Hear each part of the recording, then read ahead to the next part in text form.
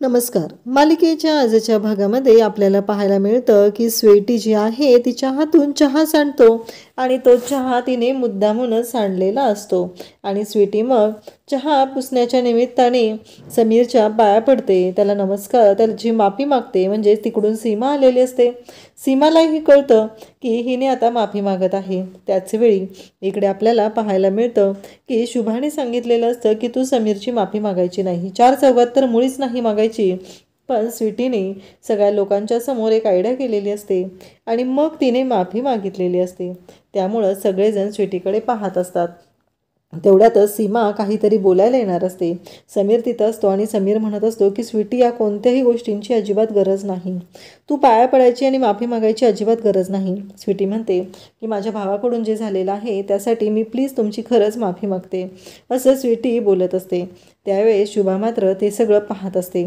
शुभाच्या लक्षात आलेल्या असतात सर्व गोष्टी, तिला कळलेल्या असतात की नक्की काय म्हणायचं आहे स्वीटीला, कशासाठी स्वीटी हे सगळं करत आहे हे शुभाला कळलेलं असतं. आणि मग स्वीटी तिथं असते, स्वीटीला बोलायला तिथे येणार असते, ती म्हणजे सीमा. तेवढ्यातच तिचा फोन असतो, घमेंडेचा तिच्या फोनवर फोन आलेला असतो आणि ती बाहेर निघून जाते. कारण समीर म्हणत असतो की स्वीटी, अजिबात नाही, यानंतर तू कधीच माझी माफी मागायची नाही, असं समीरचं म्हणणं असतं आणि त्यासाठी तो स्वीटीलाही तसं सांगत असतो.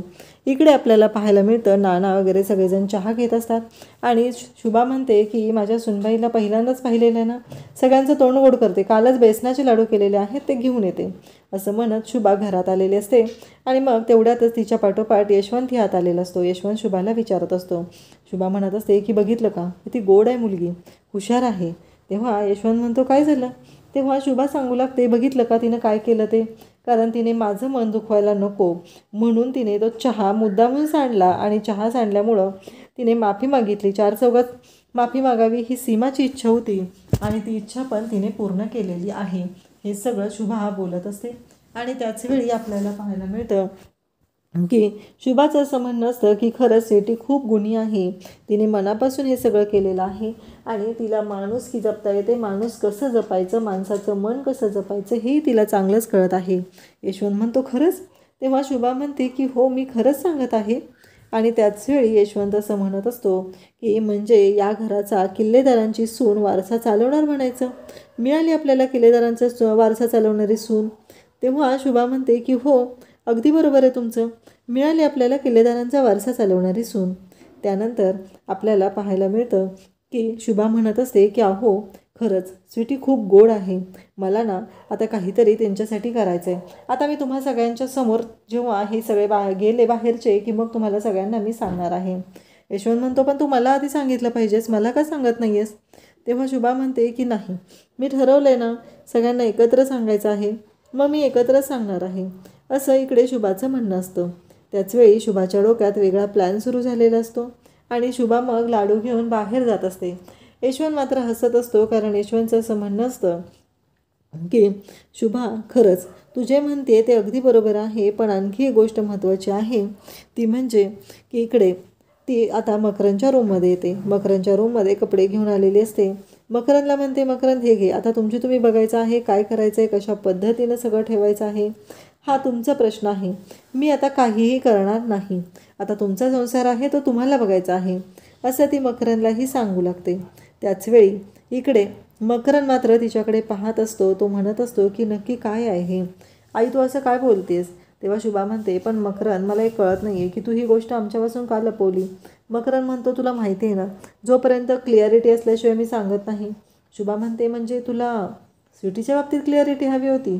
तेव्हा मकरंद म्हणतो नाही गाई, स्वीटीच्या बाबतीत नाही, कारण काहीही झालं तरी स्वीटी कशी आहे हे आपल्याला चांगलंच माहिती आहे, मला स्वीटीच्या बाबतीत क्लिअरिटी नाही म्हणायचं. मला म्हणायचं आहे काय माहिती आहे का तुला, की तिच्या घरचे माहिती आहे ना तुला, मला माझं जॉबचं, म्हणून तर आम्ही तिकडे थांबू शकलो नाही, आम्हाला पुन्हा यावं लागलं आणि मला जॉब हवा होता म्हणून तर मी मुंबईत येण्याचा डिसिजन घेतलेला आहे.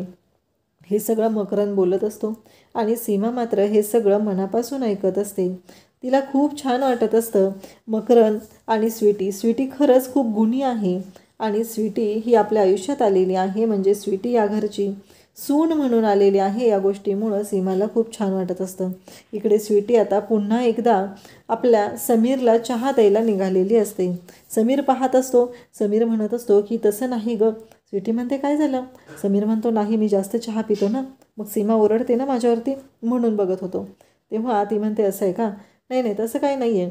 आणि मग ती चहा देते. तेव्हा समीर म्हणतो की स्वीटी, तू मगाशी जे केलं त्यामुळं माझ्या मनात तुझ्याबद्दलचा रिस्पेक्ट आणखीनच वाढलेला आहे.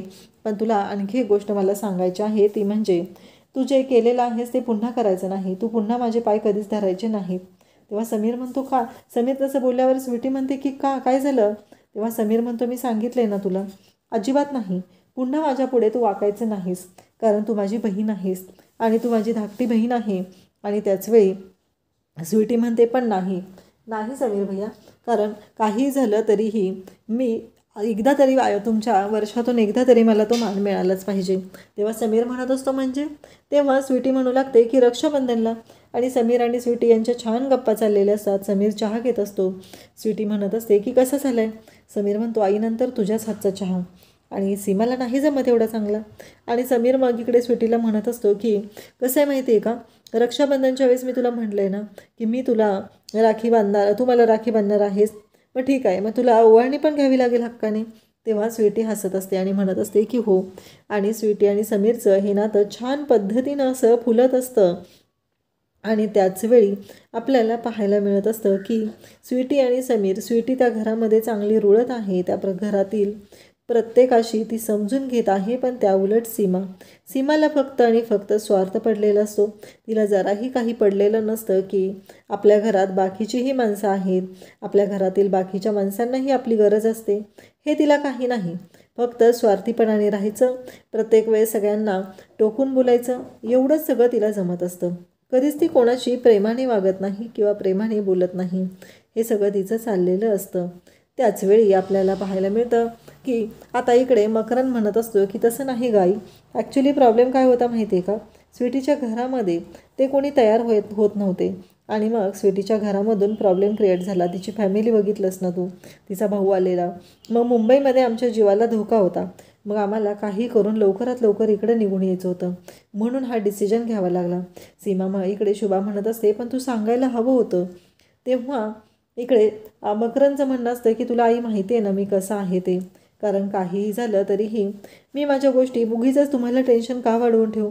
जोपर्यंत मला क्लिअर होत नव्हतं तोपर्यंत मी थांबलेलो होतो, आणि आता क्लिअर झालं. जेव्हा सांगायचं मी ठरवलेलं होतं, माझ्या जॉबचंही फायनल होत होतं, आणि त्याच्या आधीच ही गोष्ट तुम्हाला कळली, आणि त्यामुळं आपल्या घरामध्ये एक गोंधळ झाला. हे सगळं बोललं जात असतं. तेव्हा शुभा त्याला समजून सांगते. आणि त्यानंतर शुभा पुन्हा माघारी येते आणि ती म्हणू लागते की मकरन तुला एक गोष्ट सांगायची आहे, ती म्हणजे. तेव्हा मकरन म्हणतो काय झालं आई. तेव्हा ती सांगते की स्वीटीला कधीही गृहीत धरू नकोस, कारण ती तुझी बायको आहे, ती तुझी अर्धांगिनी आहे. त्यामुळं काहीही झालं तरी तिला कधीही गृहीत धरण्याची चूक करू नकोस, कारण ती खूप गोड आहे आणि तिच्या पाठीशी खंबीरपणे उभं राहण्याची गरज आहे. तर मला काय वाटतंय माहिती आहे का, की तू तिच्या पाठीशी खंबीरपणे उभं राहावंस. हे सगळं बोललं जात असतं. त्यानंतर सीमा इकडे तिच्या मैत्रिणीशी फोनवरती बोलत असते. सीमाचं असं म्हणणं असतं की काहीही असलं तरीही तू पॅरिसला जाते, ह्या गोष्टीचा सीमाला खूपच आनंद झालेला असतो. सीमा त्याच गोष्टींचा विचार करत असते, म्हणजे आमचं न्यू इयर किंवा आमची दिवाळी ही इथंच होणार आहे, आम्हाला कोणी घेऊन कसं जाईल. आणि समीर तिथं आलेला असतो. सीमा मात्र त्याच्याकडे रागाने बघत असते आणि बोलत असते. समीर मात्र विचार करत असतो, म्हणजे समीरला आता कळलेलं असतं हिची मैत्रीण पॅरिसला गेली आहे, म्हणजे ही दंगा घालणारच आहे. आणि समीर सीमाच्या समोर येऊन उभा राहिलेला असतो. समीर थोडासा घाबरलेला असतो, त्याला कळत नसतं की नक्की काय उत्तर द्यायचं आहे. आणि मग सीमा त्याला विचारू लागते की तू बघ, माझ्या सगळ्या मैत्रिणी फॉरेन टूरला जातात 31च्या सेलिब्रेशनसाठी, आणि आपण काय करतोय, आपण इथेच या खुराड्यामध्येच राहणार, आणि तुझ्या आईने केलेली पोळी आणि भाजी किंवा पुरी आणि बटाट्याची भाजी हेच खात राहणार आहोत आपण, त्यापेक्षा वेगळं काहीच नाही घडू शकत. इकडे आपल्याला पाहायला मिळतं की आता यशवंत आणि त्याचबरोबर शुभा दोघंही बोलत असतात. तेव्हा शुभाला यशवंत म्हणत असतो की हे काय केलंयस. तेव्हा शुभा म्हणते की गाजर हलवा, तुम्ही सांगितलेलं ना मला, आणि मला आणखी एक गोष्ट सांगायची आहे, ती म्हणजे इकडे शुभाला तो विचारू लागतो की मला एक कळत नाही आहे की तू तर मला म्हणाली होती की मी तुम्हाला नंतर सांगते, पण आत्ता मला काही सांगत नाही आहेस तू. हे सगळं बोललं जात असतं. आणि मग शुभा म्हणत असते की अहो सगळे जमले ना की मी सगळ्यांना सांगते, आपण सगळे एकत्रच या विषयावरती डिस्कस करूया असं इकडे शुभाने सांगितलेलं असतं. मकर म्हणतो असतो की ठीक आहे, तू या गोष्टीसाठी हे करत आहे किंवा या गोष्टी बोलण्यासाठी हे करत आहे तर चांगली गोष्ट आहे. तुझ्या मनात स्वीटीबद्दल तेवढा रिस्पेक्ट आहे, तुला स्वीटीबद्दल कम्फर्टेबल वाटतं, ही गोष्ट खूपच चांगली आहे असं यशवंतचं म्हणणं असतं. त्यानंतर शुभाला तो म्हणत असतो की तू गाजर हलवा केला आहेस ना, मला दे ना. तेव्हा शुभा म्हणत असते की नाही, मी केलेला आहे पण तो तुम्हाला आत्ताच मी देणार नाही, आपण सगळेजण मुलांबरोबर एकत्र बसून तो गाजर हलवा खायचा आहे असं इकडे शुभाने सांगितलेलं असतं. आणि त्याचवेळी यशवंत मात्र म्हणत असतो की काय आहे हे तुझं, तू प्रत्येक वेळेस असंच करत असतेस. आणि हे सगळं बोलून झाल्यानंतर मग यशवंत म्हणतो की ठीक आहे, मी घेतो. आणि असं म्हणत दोघंही आता बोलत आहेत, गप्पा मारत आहेत. त्याचवेळी स्वीटी तिथं आलेली असते. स्वीटीला पण तो गाजर हलवायचा स्मेल जो आहे तो खूप आवडतो आणि स्वीटी तिथेच दाराच्या बाहेर उभी राहिलेली असते, कारण किचनमध्ये हे दोघं जण असतात. म्हणून स्वीटी बाहेर उभा राहून त्या गाजर हलव्याचा स्वाद घेत असते, आस्वाद घेत असते. तिला खूप छान वाटत असतं, परंतु तिच्या डोळ्यातनं पाणीही पण आलेलं असतं, कारण तिच्या आईचा त्या दिवशी वाढदिवस असतो. आणि त्याचवेळी सीमाचं लक्ष जातं, इकडे शुभाचं लक्ष जातं. शुभा म्हणते की स्वीटी तू अगं ये ना, आतमध्ये ये. तेव्हा स्वीटी काहीच बोलत नाही. स्वीटी मात्र तशीच थांबून राहते. इकडे शुभा आणि त्याचबरोबर यशवंत दोघंही बोलत आहेत. आणि शुभा यशवंत यांच्यामध्ये छान असं बोलण्याचा संवाद चालू असतो. ते दोघंजण बोलत असतात. परंतु इकडे आपल्याला पाहायला मिळतं की सीमा मात्र आता रुसून बसलेली आहे. सीमा म्हणत आहे की नाही समीर, मी तुझं काहीही ऐकणार नाही, कारण काहीही झालं तरीही तू मला प्रत्येक वेळेस तसंच बोलत असतो. समीर म्हणत असतो मी गोव्याचे तिकीट बुक करणार होतो, तुला विचारलं पण होतं, माझ्या मित्राचं तिथं रिझॉर्ट आहे, पण तू नाही म्हणालीस. तेव्हा इकडे सीमा म्हणत असते की माझ्या मैत्रिणी एवढ्या फॉरेन टूरला जातात, लांब लांब जातात, आणि तू मला फक्त गोव्याला घेऊन जायचं म्हणत आहे. तुझी मजल कोकण आणि गोवा, इथून पुढं जातच नाही, हे ती बोलत असते. आणि त्याचवेळी समीर म्हणत असतो अगं असं काय करतेस तू, प्रत्येक वेळेस असं काय विचार करतेस. सीमा म्हणत असते की नाही, मग काय करू, आज मला काही सांगायचं नाही, आपण आज 31st सेलिब्रेशन करण्यासाठी 5 स्टार हॉटेलला जाऊया किंवा एखाद्या चांगल्या ठिकाणी जाऊया. सीमा हट्टालाच पेटलेली असते, माझ्या मैत्रिणी इकडे जातात, माझ्या मैत्रिणी तिकडे जातात. तेव्हा समीर तिला म्हणत असतो अगं तुझ्या मैत्रिणीचा नवरा एअरलाईन्समध्ये आहे, त्यांना पॅकेजेस मिळतात आणि ते पासेस मिळतात म्हणून जात आहेत. तेव्हा सीमा म्हणत असते ठीक आहे, मग आपण का नाही जाऊ शकत असं ती बोलत असते. तेव्हा ती म्हणते की आज ठीक आहे, कसं आहे लोकांनी कितीही विचार केला तरी मला मात्र आज जायचं आहे, तेही म्हणजे बाहेरच. समीर म्हणत असतो की गाजर हलवा केलेला आहे घरी, एवढं छान आईने जेवण बनवलेलं आहे. तेव्हा सीमाचं असं म्हणणं असतं की नाही समीर, मी अजिबात ऐकणार नाही, मला जायचं आहे म्हणजे जायचं आहे. तू, मी आणि सानू आपण तिघंजण तयार होणार आहोत आणि बाहेर जायला निघणार आहोत. हे ऐकल्यानंतर समीरला धक्का बसतो. समीर म्हणत असतो की नाही, काही झालं तरी आपण बाहेर जायचं नाही. या हट्टाला समीरही बसलेला असतो. समीरचं म्हणणं असं की नाहीच जायचं, परंतु सीमा मात्र ऐकायला तयार नसते. आणि सीमा म्हणत असते की समीर आता मी ऐकून घेणार नाही, तुला जे मी सांगितलेलं आहे तेच होणार आहे. सीमाचा हट्ट असतो की बाहेर जेवायला जायचं आहे. इकडे शुभा आणि यशवंत बोलत असतात. यशवंत म्हणत असतो की शुभा मला कळलं पाहिजे, कारण तू नक्की काय सांगणार आहेस, मुलांच्या आधी मला सांगितलं पाहिजेस. परंतु शुभा मात्र ऐकायला तयार नसते. त्यानंतर स्वीटी तिथं आलेली आहे. मग स्वीटी शुभाच्या जवळ येते. शुभा तिला सांगते की अगं तुझ्या आईनेच बनवलेलं आहे, डोळ्यात पाणी कशाला, तू या घरची सून आहेस ना, नाहीतर आजूबाजूची लोक म्हणतील की शुभा ही किल्लेदारांच्या घरी सुनेला तिला सासूरवास केला जातो. मग इकडे स्वीटी विचारते सासूरवास. तेव्हा इकडे यशवंत सांगू लागतो की मैं ससूर और ये सासूमा इसका सासूरमास, असं तो बोलत असतो. तेव्हा मात्र इथे शुभा म्हणते की अहो काय पण काय सांगताय. तेव्हा इकडे स्वीटी सांगू लागते, स्वीटीला शुभा सांगत असते की मैं तेरी सासूमा हूँ, ये ससूर जे और यहाँ. तेव्हा यशवंत तिला थांबवतो आणि म्हणतो की नको सांगूस. त्यानंतर आपल्याला इकडे शुभा आणि यशवंत यांचं बोलणं चालू आहे. दोघंही स्वीटीची समजूत घालत आहेत आणि स्वीटीला म्हणत आहे खरंच स्वीटी, तू ना मानलं पाहिजे, खरंच धीराची आणि गुणाची आहेस, हे त्यांचं बोलणं चालू असतं. आणि इकडे शुभा मात्र स्वीटीला म्हणत असते की खरंच तू गोड आहेस, तुझ्याच आईने बनवलेलं आहे की नाही, आणि आज नवीन वर्षाची आपण उद्यापासून सुरुवात करणार आहोत ना, म्हणून त्यासाठी गाजराचा हलवा बनवलेला आहे गोड म्हणून जेवणामध्ये. ते ऐकून स्वीटीला पण छान वाटत असतं आणि शुभा पण स्वीटीच्या डोक्यावरून गालावरून हात फिरवते आणि तिला आपल्या जवळ घेत असते. खरं तर स्वीटीला आईवडिलांचं प्रेम भेटत आहे, भावा बहिणींचं प्रेम भेटत आहे, या सगळ्या गोष्टी यामध्ये पाहायला मिळत आहेत. त्याचबरोबर इकडे शुभा खुश झालेली आहे, स्वीटीला जवळ घेते आणि स्वीटीला मिठी मारते.